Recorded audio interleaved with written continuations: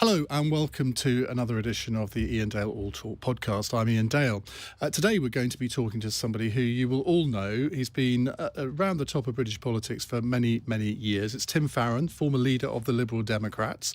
And you're still on the Liberal Democrat front bench, aren't you, Tim? Well, there's nowhere else to be. That's commitment. Well, we haven't got a backbench.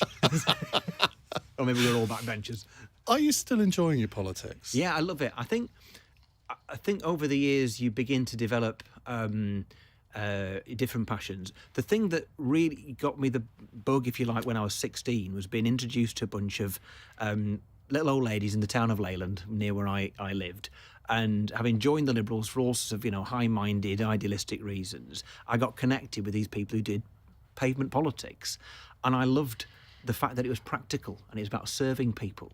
And, that is 35 years ago now.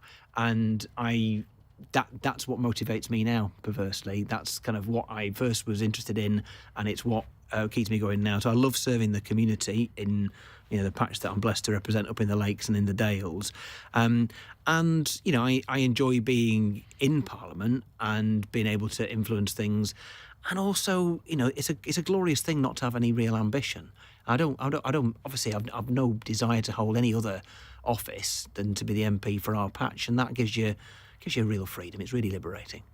But when you've been party leader, it must be quite an adjustment to then, from one day, you're at the centre of attention. I mean, obviously you were fighting the 2017 election campaign, and then almost immediately your life changes completely. Now, it was your decision, but even so, that must be quite an adjustment to make. Yes, and I only spent 2 years as leader, but I spent 4 years before that as party president during the 4 of the 5 years that we were in coalition government.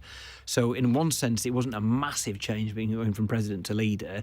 It was quite a big change going from leader to not being leader again. But having said all of that, I think it was a real privilege to be party leader. I felt like a duty, an important thing to do, particularly in the aftermath of the absolute shellacking we got in 2015, and we needed rebuilding and remotivating and all the rest of it. So it was a great and important duty to fulfil.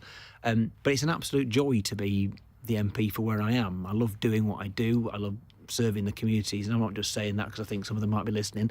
I'm saying it because it gets me up in the morning, the idea that you can make a difference, help people who've got no one else to turn to. So it's, you do see some people who have been prime ministers or ministers, and they've, for whatever reason, end up on the backbenches, and they look kind of crestfallen and disappointed and like they're doing a relegated version of what they wanted to do. I've never felt like that at all. So you didn't have any sort of psychological adjustment to make? I kind of stepped down just before the summer, so you have a summer break and all the rest of it. I think insofar there was a psychological adjustment, it was what I've said. It was a real kind of sense of liberty. Not that I was constrained in what I said and all that, so much as the fact that whatever...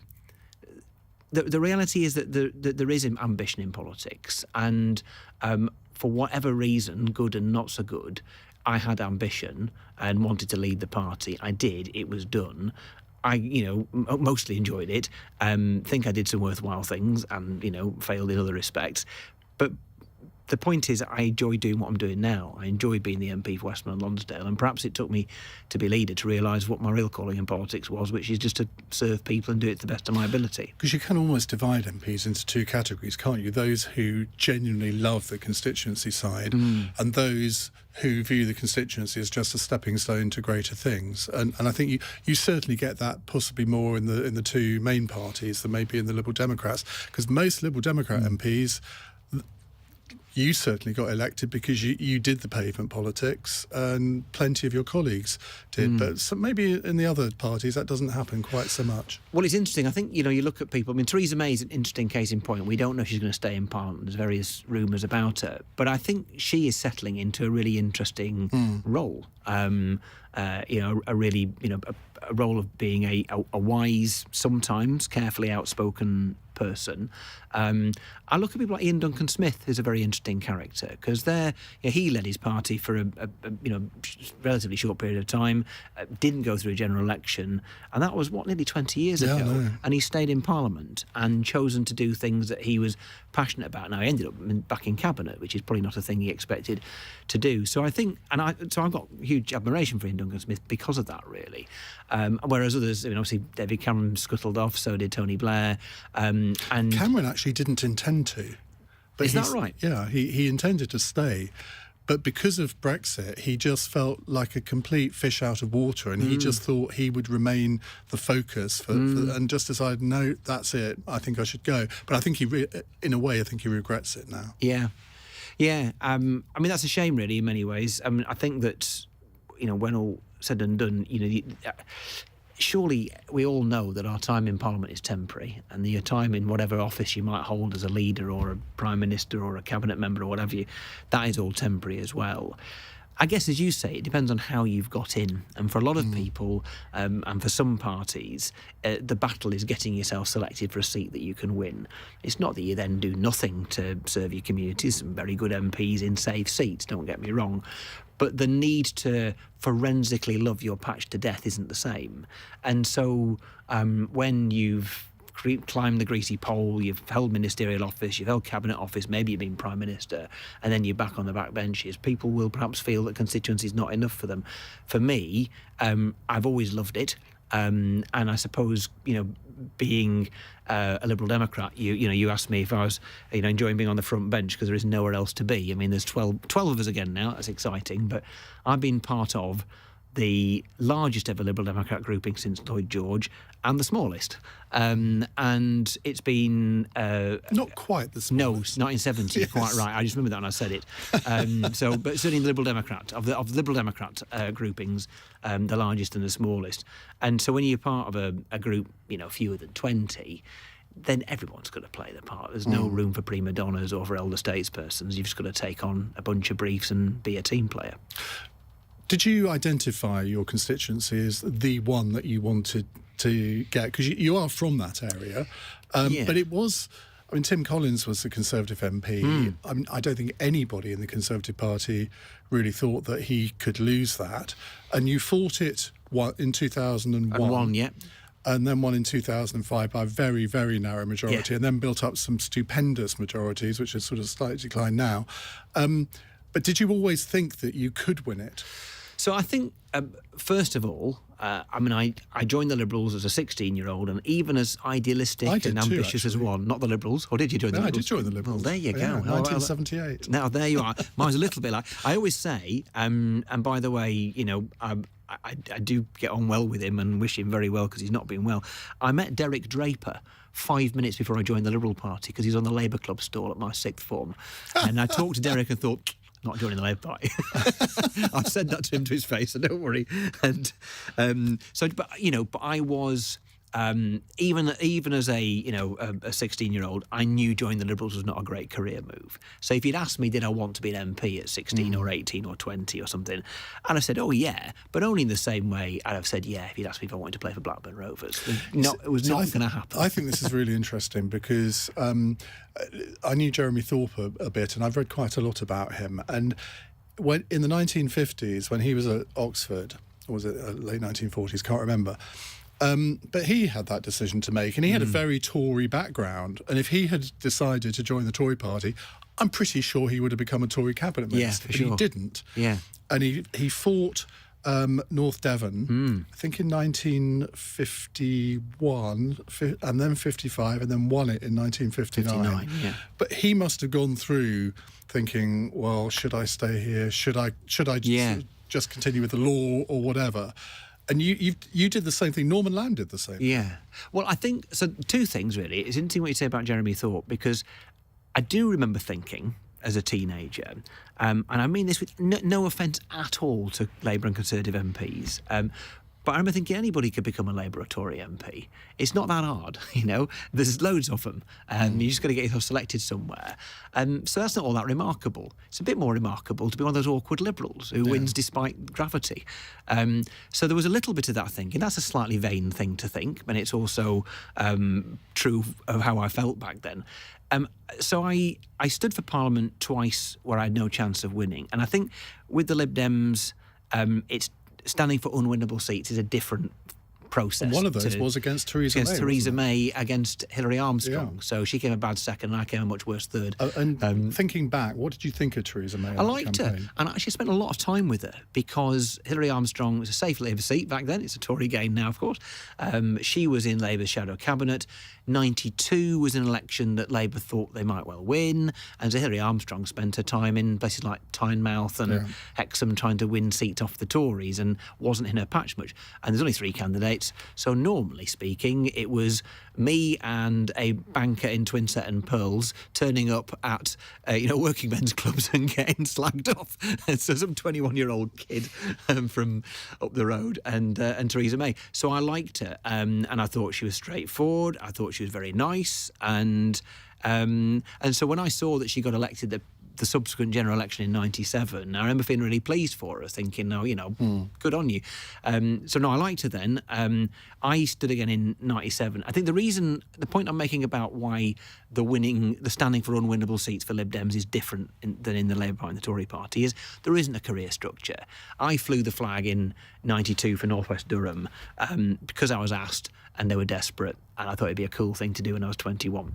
And in 97, I stood in South Ribble because I was the county councillor for the main town there, and someone had to fly the flag. And I spent most of my time defending my county council seat in the weekdays and helping Ronnie Fern in Southport at the weekend. So Westmorland and Lonsdale came about for a bunch of reasons, really. My work with Lancaster University were involved working in Ambleside quite a lot, which is obviously in the constituency. And I met a girl called Rosie who lived just outside the patch, and we did our courting in Kirkby Lonsdale inside the constituency. Rosie's my wife now. And so I think that those things sort of slowly but surely meant I had a focus in an area where we'd come a decent second. And I thought, I ought to have a crack at least once at somewhere I might win. And so I set down roots, and I thought, there were times after 2001 where I did think about giving it in, because it's, having a full-time job. Why didn't you?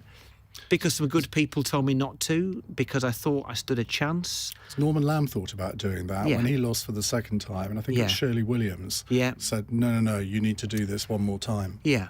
And I had that. So a very good friend of mine, Hilary Stevenson, who was the agent in Hazel Grove, and should have been ennobled. And if I'd been allowed to put people in the Lords, I'd have stuck her in the Lords. I think you got quite enough people in the Lords. But I got to put 0 in.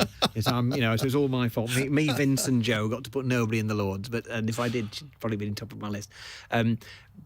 Just because she'd been through the same thing with Andrew Snunnell in 92, where they lost by 900 in Hazel Grove, and had another crack at it.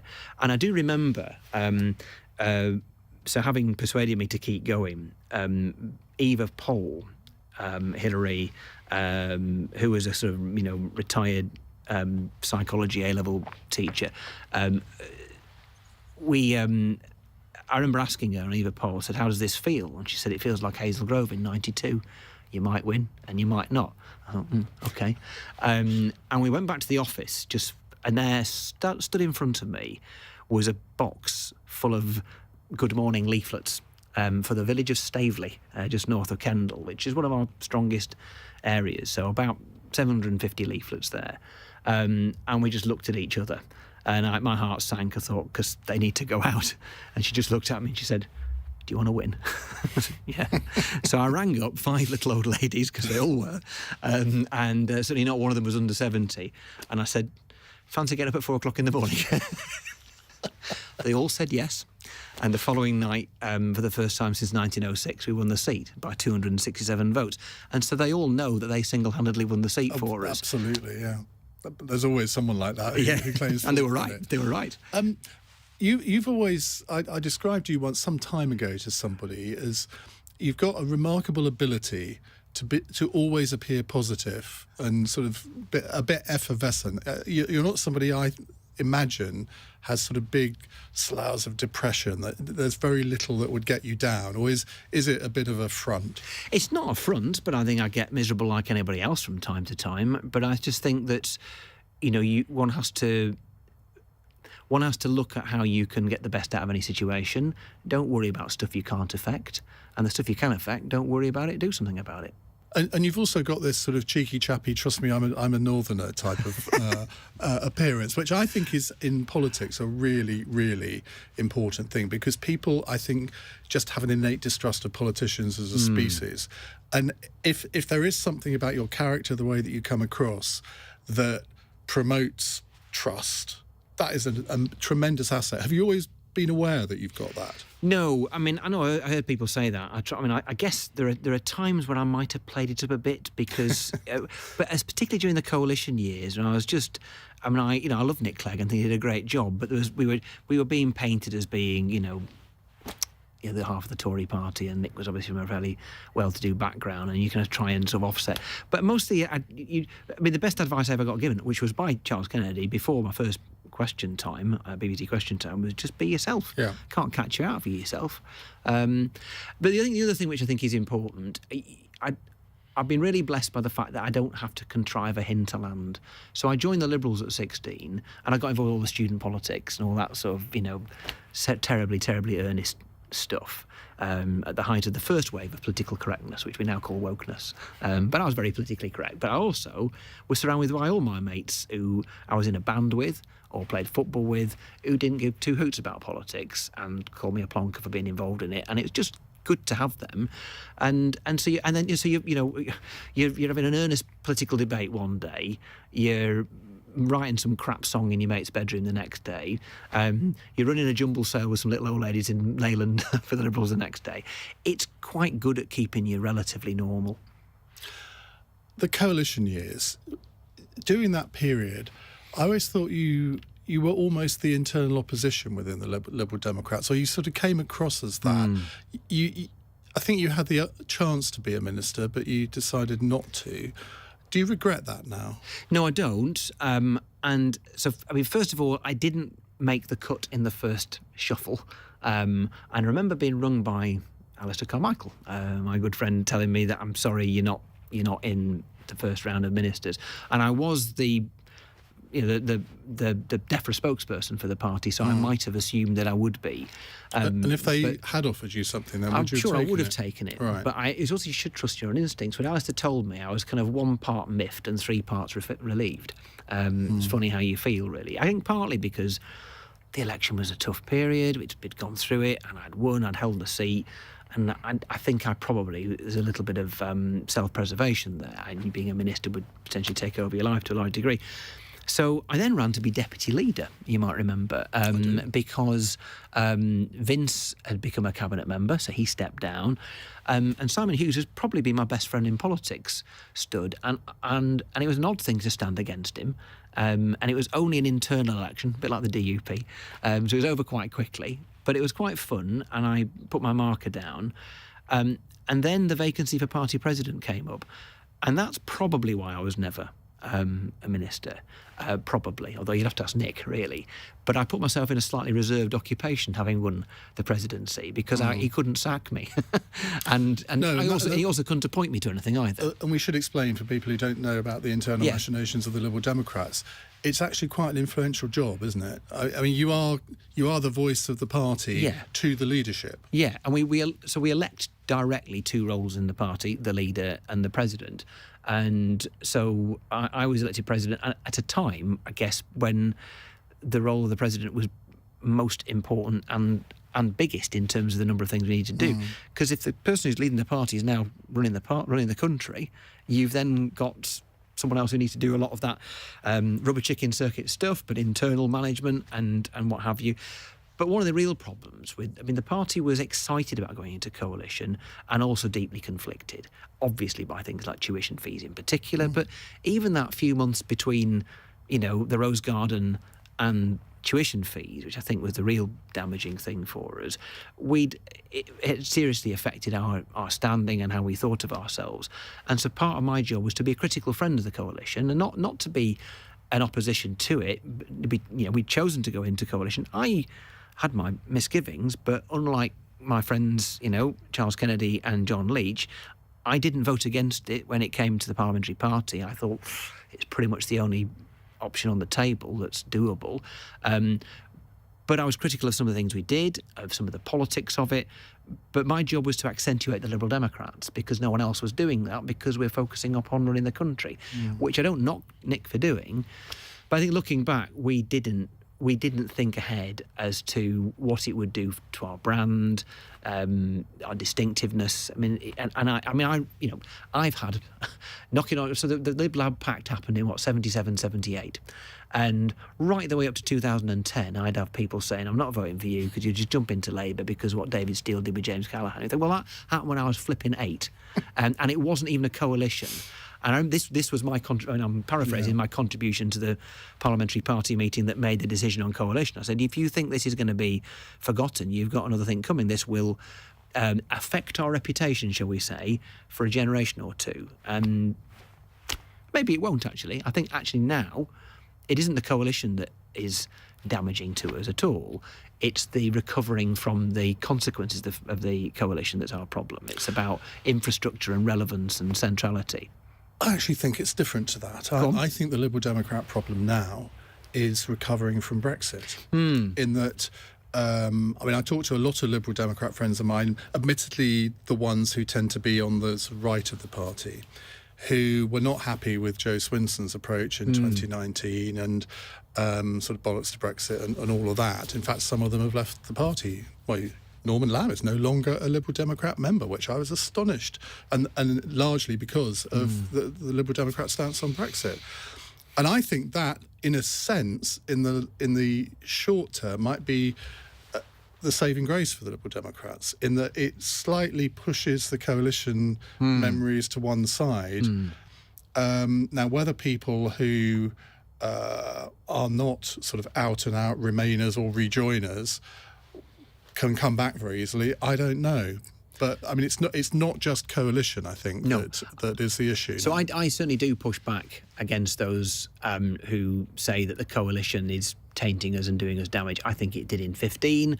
I don't think it did in 17. I think Brexit, in a sense, cleansed that sooner than it might have done otherwise. I think the extent to which coalition affects us is that it took us from 56 seats to 8. And during that 5 years, we lost MSPs, Welsh Assembly members, councillors, and our infrastructure is affected. And we have slowly but surely rebuilt over that time. But membership has increased. Membership's increased, absolutely. And we've seen ups and downs with MPs, but we've seen our councillor numbers are stronger than they've been for about 15 years now, and all of that. So I think there's been some recovery. Brexit's an interesting one. I mean, I made a decision. I mean, I would argue I did something that David Cameron never did, which was to plan for what might happen if we lost the referendum. And we had an evening session, 2 or 3 of us, a fortnight out from the referendum, where we thought, right, what do we do if we lose? And we decided to basically, the minute we knew we'd lost the referendum, Tim go to bed, get up as early as possible, and just tour the studios and authentically emote how millions of people will be feeling who've been on the wrong side of the result. And that doubled the party's membership. And I'd argue it saved us and gave us a purpose. I think, however, you've got to keep your ear open to what the public are saying. And the reality is that partly because of Dominic Cummings' cleverness and the Conservative Party's cleverness and the way the public were just getting tired with the whole Brexit thing, that I think that we missed the change in mood, and we perhaps behaved a little bit like we were fighting a PR election, because of course we just had a stonking good result in the European elections in the May, and did we allow that? I think we maybe just got a bit too much of the old hubris there. I didn't think. I mean, I voted for it because I'm a party man, but I'm on the record as saying that I argued against internally us calling the early election, because if you really did want to stop Brexit, bog the so-and-sos down. Actually, as it happens, if we bogged it down, COVID would have come along, goodness knows what might have happened. We could still be in the EU if that was the objective. I think giving the Conservatives the election when they wanted it was a mistake. And I think lots of people felt that we were... I don't think the position was undemocratic, but it was clearly received as being so. And the language is a bit sort of on the extreme side. And so I think that ended up doing us harm really from the moment the election was called. Now, I don't think it hurts us particularly. And what was interesting in Cheshire and Amersham is that you got an awful lot of people who voted Liberal Democrat. Yes, partly with a kind of Remain legacy to them, but actually an awful lot of kind of Telegraph readers who probably voted Leave, but just don't like the cut of Boris Johnson's jib. And it's something about integrity in government. I get things like the generic Desmond situation, Priti Patel not being removed for the bullying, for cronyism, things that I didn't expect Conservative supporters to register. And we often think, these things are having no impact on the polls. But they aren't. They aren't in the national polls, and they're apparently not. You're right. So the only places I hear it are on the doorsteps in my patch and on the doorsteps of Cheshire and Amersham. So it has an effect on a certain kind of voter, it would appear. But what should the Liberal Democrats do now about the EU? Because it seems to me the Labour Party have essentially decided don't mention the war. Yeah. And if you do, just make sure you say, well, we've left, that's it. Yeah. There's no going back. Yeah. Now, I don't know what the Liberal Democrat stance is on this, because you could become the Rejoin Party. Yeah. I don't think we need to do that at this moment. I don't think there's a mood for that. But I also think the Labour Party's extreme caution and fear of their own voters, or the people they hope will stay their own voters, is completely paralysing for them. And I think we can be a bit more relaxed. My initial thought was after the election was, we need to not mention the war.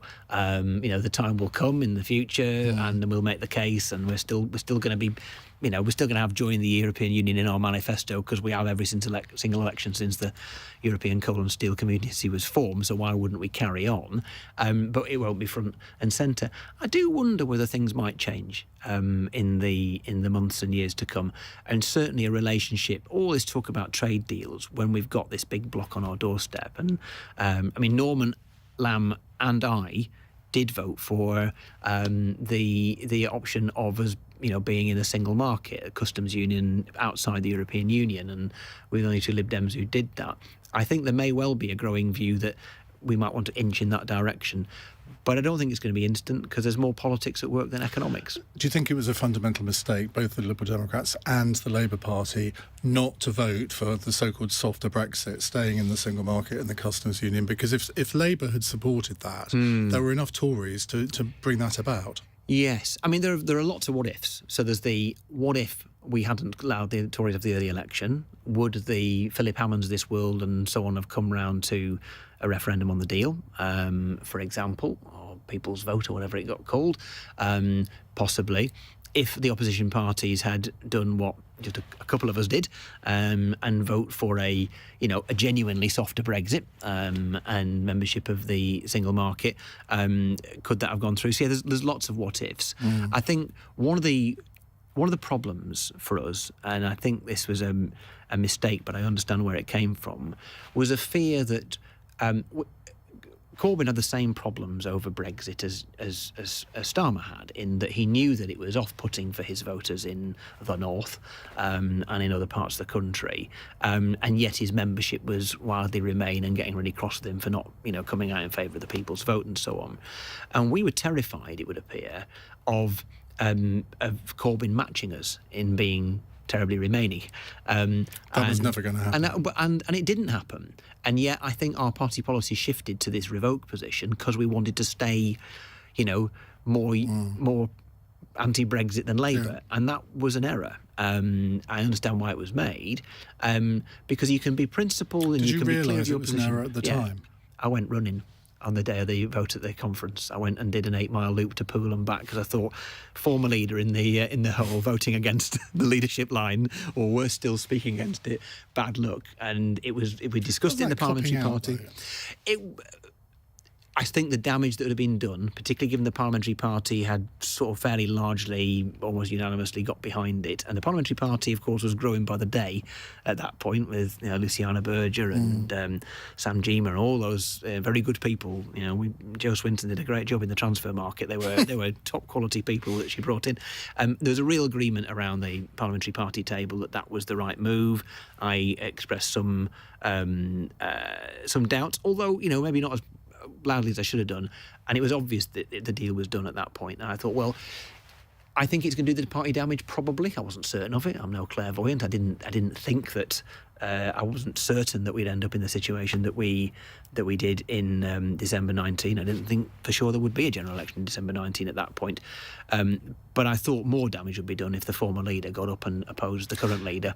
So I went for a run. Isn't it interesting, though, that the role of the former leader in British politics is such an awkward one, in a way that I don't think it is in many other countries, in that you look at Theresa May at the moment, every time she speaks, it genuinely is heartfelt. I think she's disagreeing with the government's policy. When Margaret Thatcher left office, she did the same to an extent. It always undermined her successor. Yeah. How conscious are you of that in whatever you say? Really, very. And in many ways, I say being, ambition-free is liberating. That's the only aspect that's not liberating, in the sense that, well, if I didn't care, it wouldn't matter. But I do care, and I'm desperate not to be a bad team player and not to let, because you've seen how it's happened, where a former leader or another high-profile person in the party makes the leader's leader's life a misery and difficult. And I don't want to be that kind of git. So, I wrote my autobiography, and I barely got behind it, really, because I just thought, I kept delaying when it was going to come out, because it was during one leadership election or another. We've had several recently, as you know. And I don't want to be the guy who ends up being a pain to the next girl or guy. So that's the only unliberating bit of it. But all that is that's not a bad thing. Wanting to be supportive to your successor or successors, because I've had three. And how much do they talk to you? Consult you? Ed especially, a lot. I spoke to Joe, a great deal also. Vince, less so, but that's not because I think Vince was a really solitary person. He always has been. But I mean, a wonderful guy, a really wonderful guy. And one of the most entertaining periods of my time in politics was his time as acting leader. So Ming resigned. I was Ming's PPS. And I remember Daisy McAndrew asking me on this Monday night, I come down, it's October, I think, she said, is it true Ming's resigning? I said, I'm the PPS, I think I know. 30 minutes later he resigned. Close relationship, was it? So, well, bless him. But Ming had this entourage. He didn't just have a PPS. He had his consular in Archie Kirkwood. He had various, people like Johnny Oates and lots of really, a great staff team around him. A real strong leader's office. So I felt, in every way bruised. Looked at the, I love Ming. Don't get me wrong. I didn't expect it. I was not cross with him. I just thought, aren't I a prat for saying that? So I went and sat in the tea room, and in shuffles Vince. He says, I think I'm acting leader now. I said, I think you are. And he said, would you be my acting PPS? I said, yes, that'd be lovely.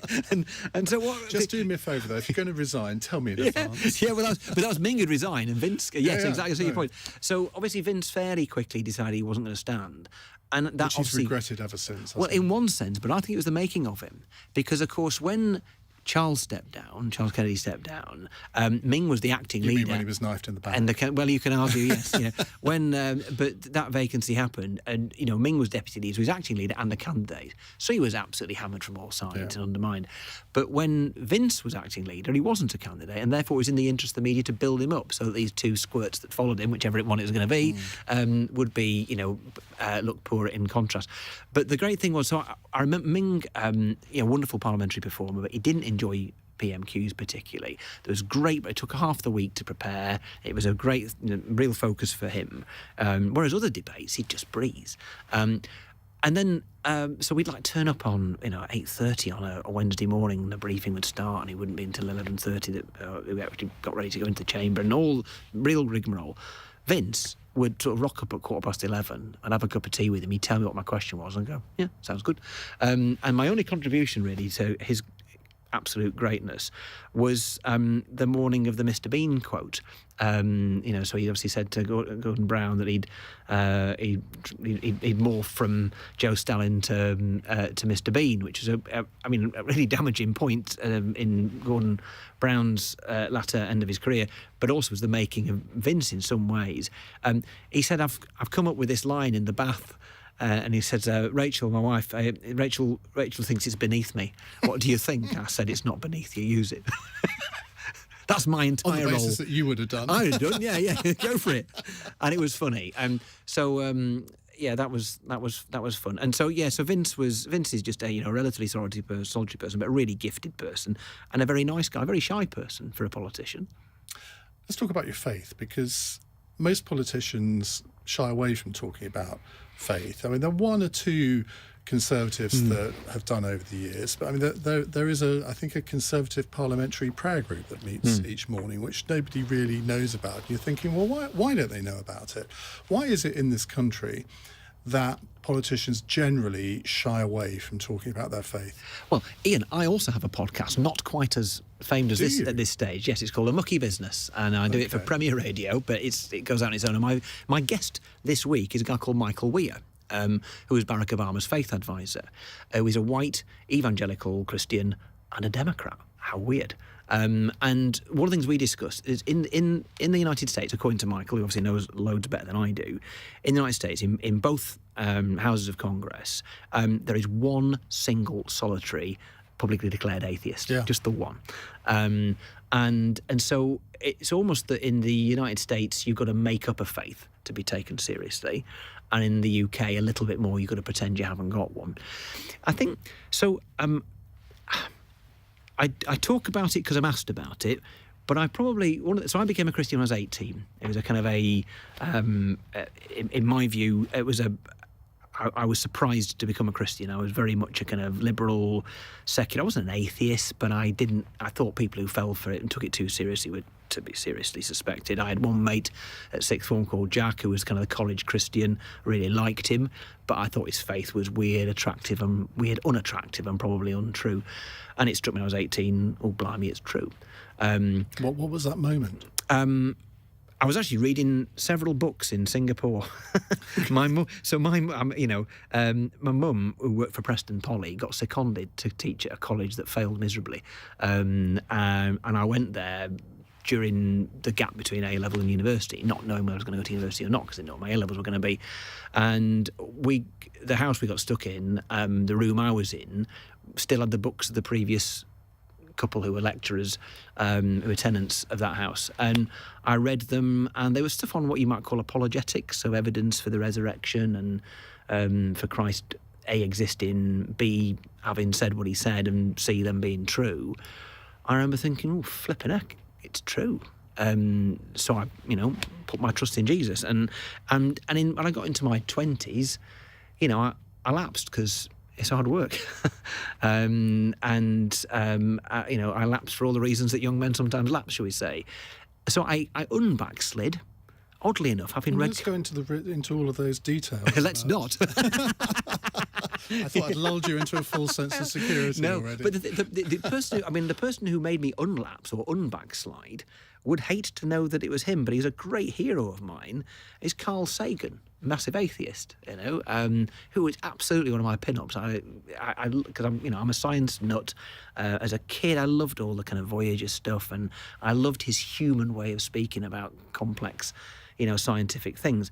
And he was an avowed, quite committed atheist. And he did a program I remember called Cosmos, and a book went alongside it called Cosmos, and I read it on holiday in Spain when I was 32. That's 2002. And he kept coming back chapter after chapter in this book, or at least it felt like it to me, maybe I was just very sensitive to it, that, Christianity in particular, but religion in general, had held humanity back. And I remember thinking, that's not why I've fallen away. I've fallen away not because Christianity isn't true, but because Christianity is inconvenient, and that's not intellectually defensible. So that might explain. Because you like committing sins. So, but don't we all? And so and I think in the end so I became an MP in 2005, maybe 2 or 3 years after I'd unbackslid, and there was a sense in which I kind of probably felt, I need to pin my colours to the mast. But it's interesting, you said there's Conservative Party prayer groups. I mean, I belong to a little Bible study group, which is Labour, Lib Dem, Tory, SNP, Independent, and it's a great thing to belong to. It helps you to remember. I mean, they don't need to be Christians for me to remember this, but the fact that we have a lot more in common, and it's good to see beyond party boundaries. It's good to spend time in a confidential space, really, where you show genuine concern for others and you find out about how many MPs are members of this? Well, it's quite cellular, so I couldn't tell you in total, but my group has up to a dozen, probably half a dozen at any given time. But people still think that's weird, don't they? Yeah. I mean, it is weird. Christianity's countercultural, isn't it? Well, it absolutely is nowadays, but how has it influenced your political views? I think... So, first of all, I think it deepens. I don't think for a minute the people who don't believe in God or believe in Christ are less moral, by the way. I don't think that at all. But I do think that, so for me, there's something about creation. So I talked about I'm a space nerd. And so these things fill me with great awe. And all these glorious, cosmic objects. The creation story tells us that unlike every other part of the creation, human beings are made in God's image. And therefore, they are awesomely, spectacularly important. And so however awesome, a pulsar might be, or a galaxy, or a supermassive black hole, or the Lake District Fells, or anything glorious you can imagine, however glorious and awesome that might be, you, Iain Dale, are more important and more valuable than that. And if you think human beings if you really believe in a God who thinks that highly of every single human being, then their well-being, whether they know you care or not, is of ultimate importance. But what I don't get, and this is where I've never said I'm an atheist because I can't prove that God doesn't exist, but nor can I prove that he does. So I always say I'm an agnostic, which many people think is a bit of a cop-out. No. And I think atheism is a form of religion, actually, because people get very, very attached to the idea. Yeah. But you said earlier that you're a science nut. What I don't get is how can you look at the world of science where you have provable things one way or another and then effectively believe that God created the Earth in 7 days? So I think, was it Johannes Kepler who was also, I can't remember if he was attacked by the church or by, secularists who are also scientists, but his answer was, I'm just thinking God's thoughts after him. And so I don't have any doubt. I mean, obviously, most things in science are theories, but pretty clearly, true. So I don't for 1 minute have any crisis of faith over the Big Bang or evolution or any of that sort of stuff. I think the Bible tells you everything you need to know and not everything. And so that stuff doesn't trouble me in the slightest. In the latter stages of the 2017 election campaign, you got into all sorts of trouble. Or I say you got yourself into trouble. There was part of me that thought the media got you into quite a lot of trouble over your views of whether gay sex was a sin or not. Now, this is all in the distant past to me, but I can remember thinking at the time, I really want to interview you. And I think we had an interview arranged, and then for whatever reason it didn't happen. Yeah. Now, if I'm honest, there was part of me that was quite relieved that it didn't happen because I knew that I was really going to have to do one of those interviews that... Yeah. Well, how did that all come about, and how uncomfortable was that all for you? So I think, obviously, hugely uncomfortable because in the end, that I've said what I think about all human beings, about them being equal, and have been of incredible lofty value, and that's how I think of them, in a very real way, not in an intellectual way. But when you're asked a question from a perspective which is probably not understanding what the question means, it's very difficult. And so I don't think when you're a leader of a party which, is fighting the first election where we weren't even in the top 3, so 90 seconds of oxygen and publicity a day, I haven't got time to go and take the interviewer, and they wouldn't give me time to take the interviewer on a nice journey. And it'd be a total waste of my opportunity to talk about our position on Brexit or the NHS. I think that was a really frustrating thing.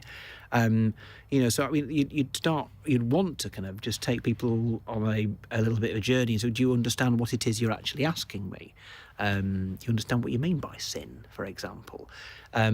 But those things were not possible. And I think, so there may well have been ways in which I could have dealt with that far more wisely. And so I never blame the media for it. I'm the Burke who was sat in the chair, and, you take responsibility for it. I think, and the reason why I determined that I wasn't going to continue as leader was because I just thought I had got myself into a situation where the focus was so much on my faith. I've either got to kind of water it down and basically, car crash my faith, or I've got to just, keep playing the straight bat and be a really crap leader.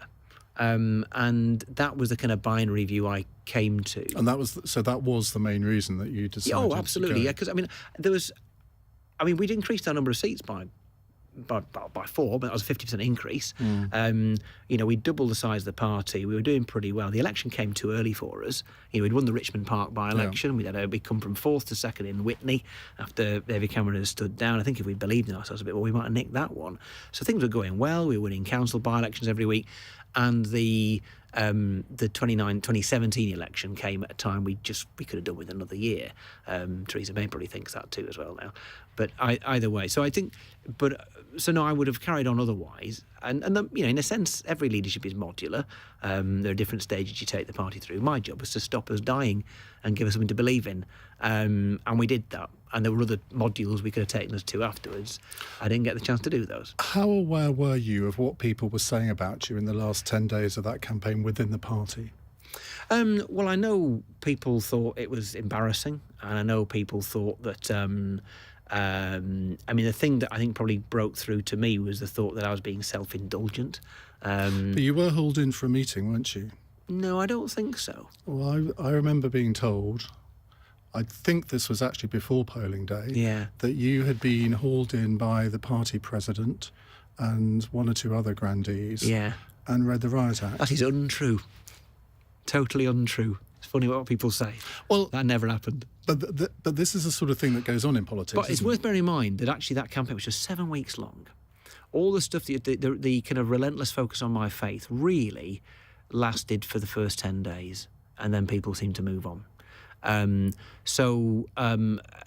think it damaged me throughout the campaign and us as a result, but it was not a thing that really introduced itself into much of our discussions really for the last 5 weeks of the campaign. The focus was on the debates and... But you did... Now, and again, I may be misremembering this, but in the original interview, you said that you thought that gay sex was a sin. You then backtracked on that a little bit, and then after the election, you regretted the backtracking. I think in the end, what my real regret was just, giving a simplistic answer to what was a complex question. And it's not a complex question, is it, though? The answer is no. It is a complex question if it's been asked and you don't know what's the meaning of the phraseology that's you know used. what sin means and you know what gay sex means. And I don't think that... So sin is about an attitude towards God. It's not about a thing that you do. And that's the thing, so if we were having a lengthy conversation with people who are asking those questions during the campaign, that's the answer. And it's a true cop-out, answer. though, isn't it? Because if I said to you, is adultery wrong? Is it a sin? You would say yes. So, and we can go through a whole long list of them. But, in the same way that I never wanted to, get involved in providing clickbait then, I'm not going to now. But that's the sin is a thing that everybody is guilty of. And the notion that any one single group is to be set apart is theologically wrong and deeply offensive. And so I don't think that.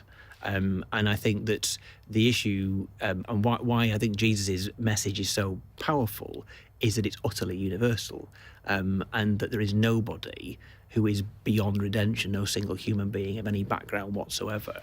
But sin, whatever one thinks it is, the broad concept of it, which is our alienation from God, must be serious. Otherwise, it wouldn't have taken the God of the entire universe to die to pay the price for it. You have generally voted pro-equality. I mean, I was reading about this the other day. That there were some votes that you were absent for. Was that a convenient subsequent appointment, like Boris Johnson going to Afghanistan?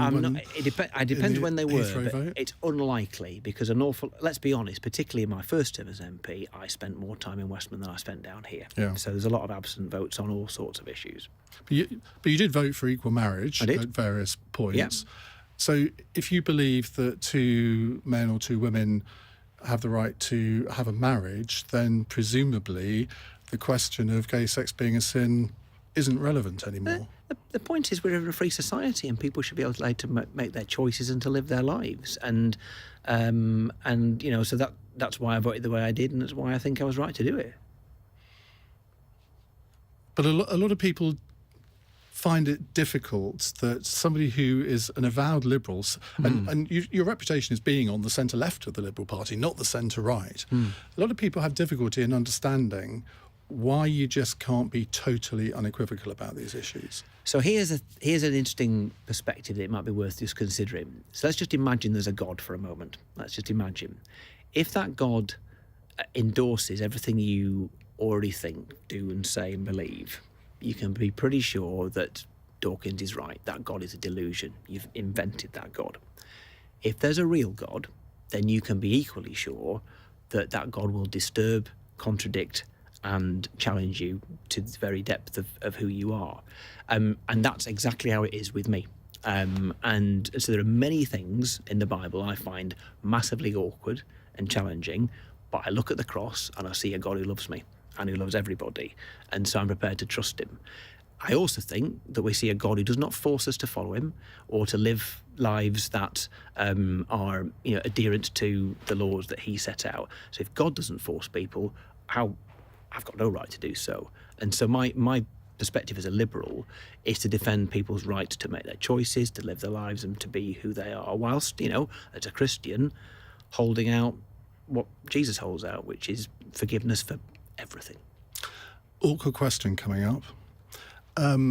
Some of your colleagues have said to me in the past, the real reason why Tim Farron has difficulty with this issue is because he's like Michael Portillo. He had youthful experiences and there's a real inner conflict there.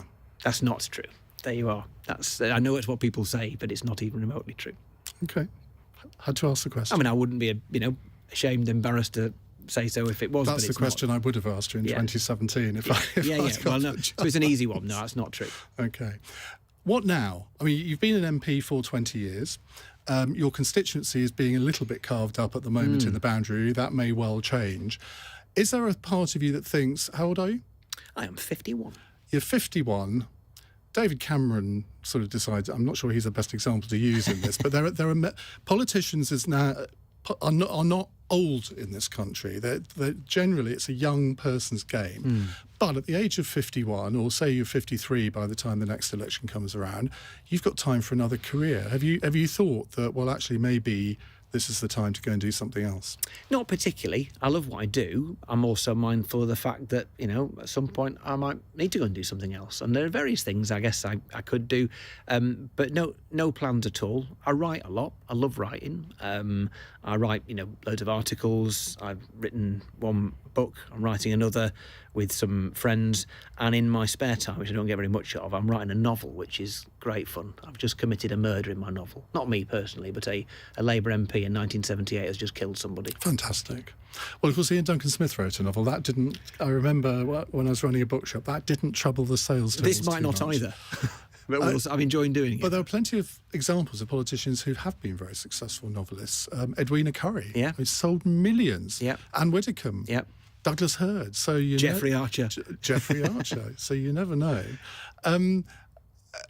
But But do you think that you will stick at it? I mean, at the moment, So I love doing it. I don't feel like I'm elongating something that I ought to have given up. I tell you what I have been really blessed with is just variety. So this is my 5th Parliament. They've all been astonishingly different. So my first Parliament was the last Blair Brown Parliament, a good one to get your feet under the table because it was a comfortable government majority in opposition, and every vote wasn't critical. Term 2, the coalition. Term 3, I'm leader. Term 4, all the Brexit chaos. Term 5, well, here we are in the middle of a pandemic. And so it's only been 16 years so far, but it is not, any of it has been boring, and all of it very different. So, yeah, I don't in any way feel a desire to give up, not least because I just love serving my community. And it's not that no one else could do it, but, I humbly think I do it well. Just to finish off, forget Liberal Democrats. Give me 3 names of MPs over the course of your 16 years in Parliament that maybe when you came into Parliament or your first impressions of them were, what a complete dick. And then you thought that somehow you've grown a huge amount of respect for them. I hope I don't think the former about any of them, really. Yes, you do. But there are lots of people who who I absolutely have grown to think well of. Let me think who they might be. I mean, I think the danger is, of course, my friendships with non-Lib Dem politicians broadly with Christians. So there's that list could just simply be all of those people. I mean, the kind of people I've really admired from other parties, I've just considered to be just straightforward, decent, no nonsense. Alan Johnson. He wouldn't surprise me. You wouldn't be surprised to hear me say that. But as a health secretary from another political party who didn't need to do me or my patch any favours whatsoever, he did. He was great, really attentive. And I know, talking to other backbenchers from other parties, including Conservatives at the time, they thought the same about him. So I think those people who hold office and don't play the party politics game too much, you've got to have a reasonably high regard for. I think I say the same for Jeremy Hunt, another health minister. Obviously, when I won in 2005, I think we were trying to win his seat. He was very close. He was a first-time candidate, or at least first for that seat, and we got about 1,000 votes off winning it. So every reason to be hostile towards him and all the rest of it. But I thought he was very straightforward, very reasonable, very thoughtful, and cared about doing the job in an effective and competent way. And let me see if I can find anybody else who I think well of from another political party. I was up against Hilary Benn a lot towards the end of his time as DEFRA secretary and the end of the Labour government. And again, somebody who was just decent, engaging. I mean, I don't know how ambitious he ever was really, but somebody who just effortlessly breathed grace. And that's a hard thing to fake. Well, I'd love to talk for longer, but I've got a Trade Minister to interview in about 5 minutes. Very good. So we're going to have to leave it here, Tim. Thanks for being so open. Been really enjoyable talking to you. Thank you very much indeed. Thank you, Iain. Well, join us again next time for another edition of Iain Dale All Talk. Goodbye.